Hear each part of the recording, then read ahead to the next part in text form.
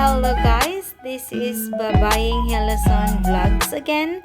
Alright, for today's video, magluto tayo ng crabs, ginataang crabs. First of all, iniisa-isa ko talaga siyang hugasan with running water para matanggal yung mga dumikit pa niya na dumi. And then, ilinisan ko yung part ng tiyan nila. At saka isang technique na nalaman ko para hindi sila maghiwa-hiwalay pagka napakuluan mo sila, yung mga galamay nila hindi maghiwa-hiwalay. Dapat naka-freeze sila or na-ice na sila. Okay? And then, pakuluan na natin siya guys until maluto siya.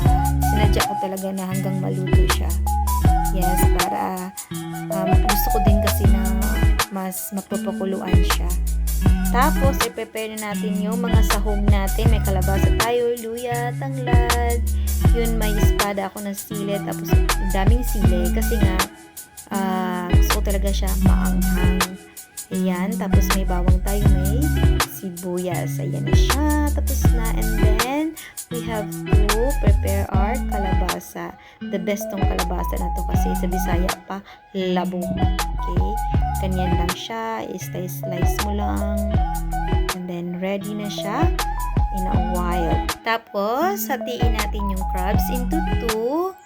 And then, huwag natin itapon yung juice niya kasi may malasa yan. Malasa yan siya kasi nilagyan ko ng kunting asin yung nagpapakulo tayo.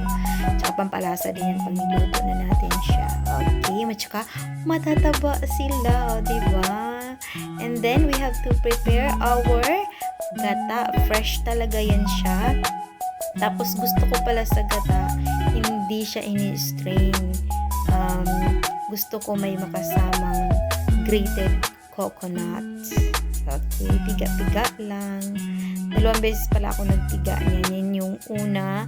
Tapos yung pangalawa, yun yung pang ginawa kong sabaw habang pinapakulo ko. Ayan na, ready na siya. Meron tayong broth para kasakaling ma-sure tayo sa sabaw. Meron tayong broth. Ayan, ginisa ko na siya. Gusto ko talaga madaming